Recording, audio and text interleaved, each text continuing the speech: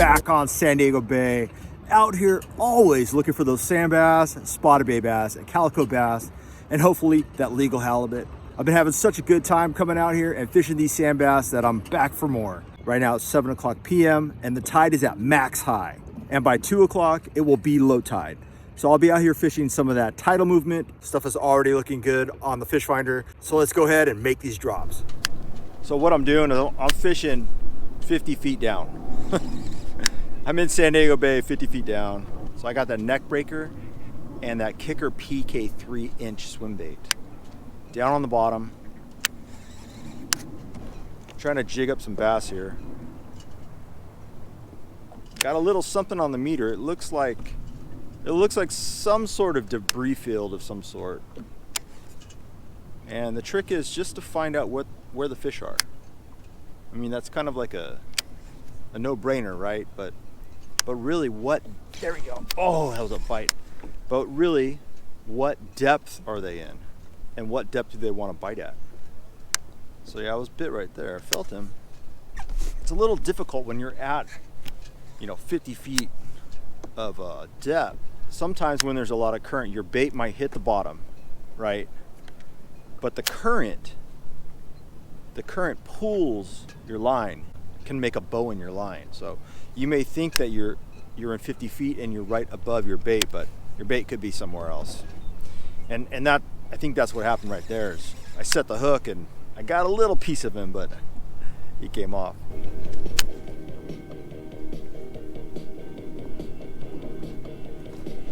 There we go, guys. Solid one. Oh, that was a solid hit. There we go. That was a solid hit, boy. Heavy. Not sure what.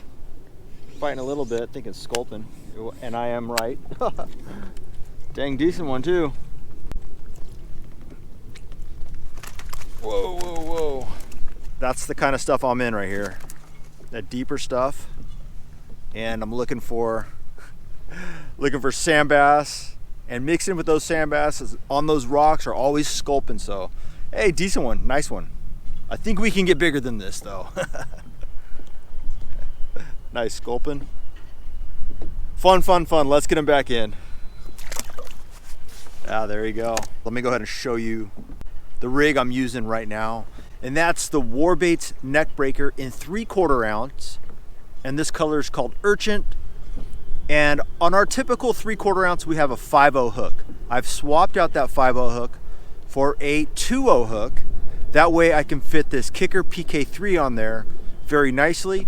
Fish this 40 feet to 50 feet on the bottom and get those bites. I've been having more luck with the smaller baits on those deeper depths. So I've been keeping with that and I've been having success. I find a piece of structure and I'm either dropping straight down on it or casting across it and dragging the bait over it. Yeah, now that the tide is starting to swing, tide is starting to move now, I'm starting to get some bites, so I think we might be onto something here. I think all I needed was a little tide movement. For the first half hour, it was a little difficult. I didn't get any bites. And now I'm kind of racking them up here. There we go. What is this? Come on. Let's go, sand bass. Where are you, sand bass? I think it's sculpin, boys. Oh, spotty. Spotty, let's catch this body right here. Big one. Dude, 50 feet of water, spotted bay bass. Nighttime.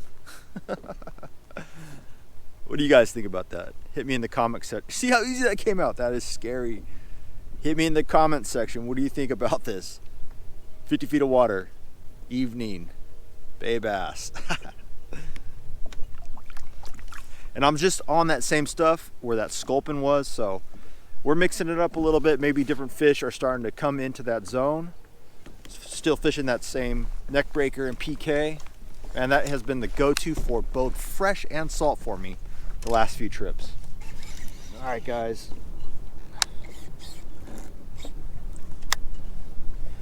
We're starting to do it now. Got the sando here, saw it on the meter. I might have to go back and put a weigh mark on it because I kind of lost the fish. There you go. Starting to find them now. That's kind of what I'm here for, is that bigger sand bass, or just that bigger fish, to be honest with you. But if it is a sand bass, I'm very interested in that.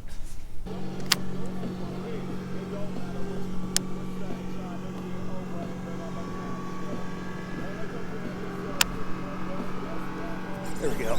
There we go. Oh yeah. Now we're fighting back. Now we're fighting. Now we're fighting back, guys. Oh, where are you running to, buddy? Where are you running to? This guy hit the surface and took off a little bit.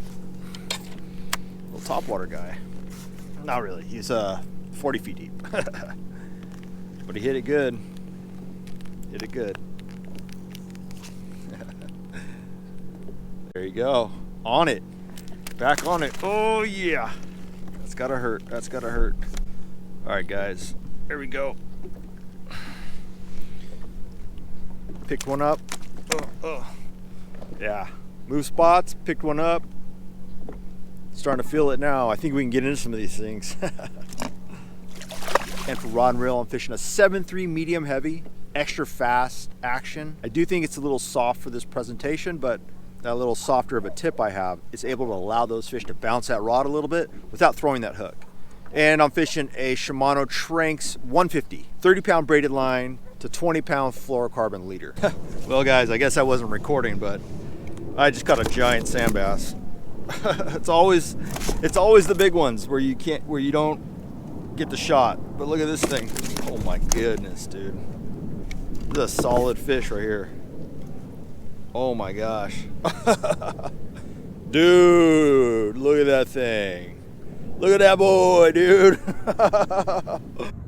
Yeah, guys, big one right here. That's a giant sand bass. Dude, mashing that little bait. Good one, guys. Well, yeah, I think this is my biggest sand bass of my sand bassing season this year. Don't have a scale, don't have a measuring tape, but he's pretty big. Solid one right there. Good to catch this one. Even though I didn't get the fight, hey, I'm glad I get to show you guys this bass. Let's get him back in. He's out of here, man. He's out of here. His teeth were so sharp, too. Definitely a really good bass. Definitely a great fish, a great bass. Still fishing that little bait. He smashed it.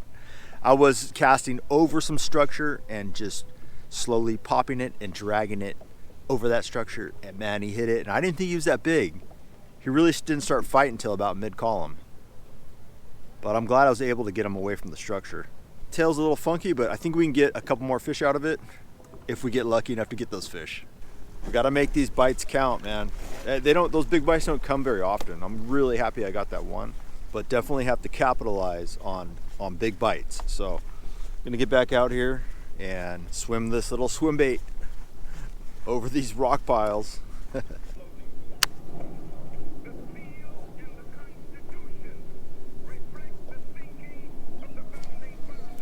There you go, tackled it. Oh, bigger one, yeah. Good fight, come on. This might be the wrong reel for this. A reel with a little bit more power. Yes, dude. They're here. They are here today. They are here tonight. They're sharp teeth. They're eaters. They're feeders. He's got a little something on his. Oh, that's a nice one too. That other one was a giant though. This one is nice. Man, getting on him this evening. Solid one. Keeper for sure. There he is. Handful. He's got a little something on his lip. Maybe I ripped it earlier or something else ripped it. Get back in there, buddy. Let's get back on that spot and give it another go. Something very important and interesting with this structure I'm fishing right now. It's a nighttime spot. I've come through here.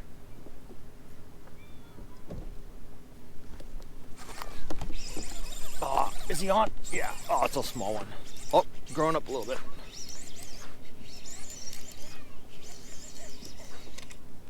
Sand bass though. Dude, it's going right now. The tide is going and the fish are going. Over time, over experience, this spot is a nighttime spot. I've come through here during the day doing the exact same things, no bites. So when the tide is moving at night, these fish like to bite. And on top of that, you have to be on the structure or right near it.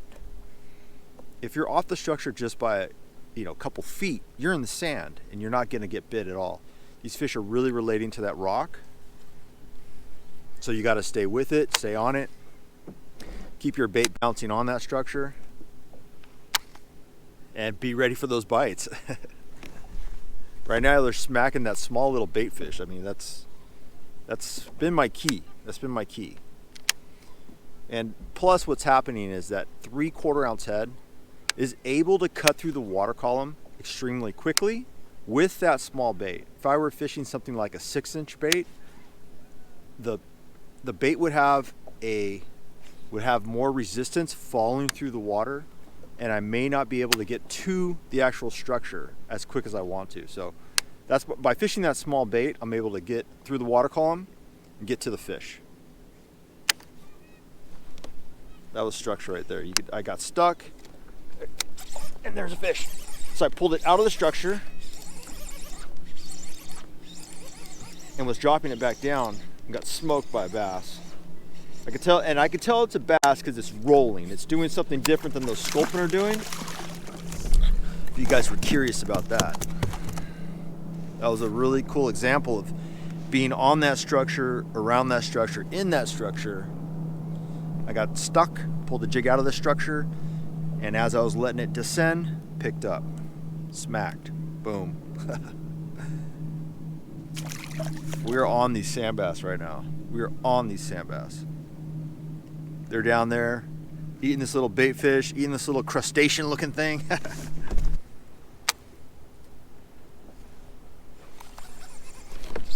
we go. All right, guys. Had to figure them out a little bit more. Kind of lost them, but now I'm back on them. Sando. So yeah, I lost them for a little bit there, but I was able to get back on I think the structure that I was on previously. My tracks are all kind of bundled up on my fish finder. Yes. So happy to get them though, dude. That's what's up. Little snack bite. Get that late night snack bite. Both of us, me and the fish. That's what's up. Okay, we're still on them. Still on them. Night sesh. Night sesh. Still on these sand bass. Dude, feeling it, boy. Feeling it, looking good. Still on them. We're gonna keep giving it a rip here, and hopefully we can keep getting bit.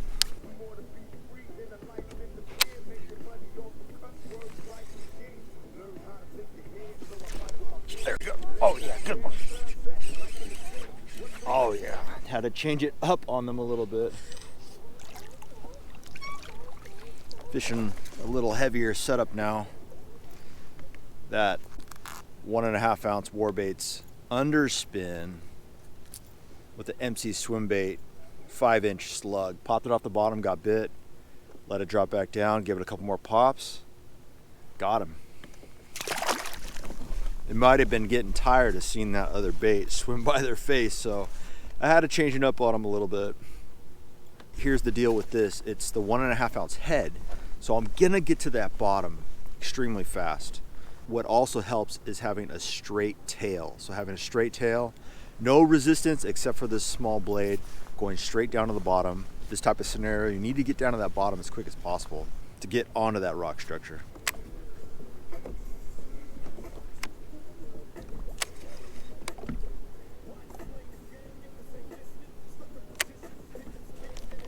There we go. There we go.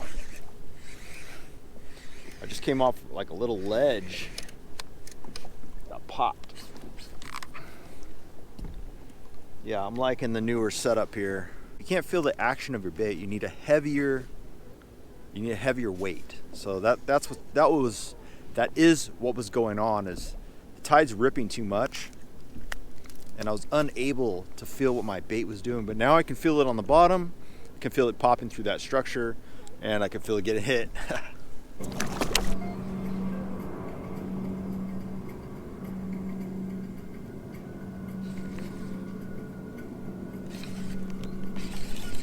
On the drop, dude. As soon as it hit the bottom, it bit. As soon as it hit the bottom, again, casting across the structure, over the structure. Dude, it's sketchy right now. There's a boat running around here with no lights on. I can hear him. Sand bass.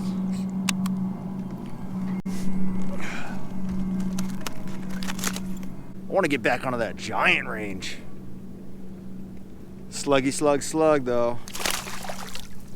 Sluggity slug slug slug is working. All right guys, that was a really fun and exciting session. Caught a lot of fish tonight, including that really big sand bass. That's the size sand bass I've been looking for, and possibly I got broke off with a couple trips ago. So it's good to get some redemption on that. Actually hook and land a big one. Thanks for all the support you're giving Warbaits and this channel. We are growing, and it's because of you guys. Our online store is busy daily, and we're shipping daily. Since we upgraded our online store to a new platform, our sales have doubled. That just means it's easier to use, and more people around the country are fishing the Warbaits. If you guys want any of these Warbaits, I'll put a link in the description below, and I'll put a link in the pinned comment. If you guys have any questions or comments, leave them down in the comment section and we'll get back to those. And as always, get out there, go fishing, hook that giant.